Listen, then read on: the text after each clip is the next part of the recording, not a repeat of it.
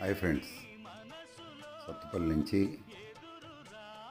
చింతలపూడికి బస్సులో ఈరోజు జస్ట్ క్యాజువల్గా అలాగా ఎక్స్ప్లోర్ చేద్దామని వెళ్ళాను. ఈరోజు ఎక్స్పీరియన్స్ చాలా బాగుంది.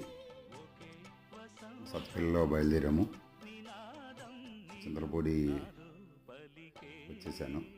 జస్ట్ 30 రూపాయల టికెట్ ప్యాసింజర్కి. ఒక 1 అవర్ లోపు పడుతుంది, 50 మినిట్స్.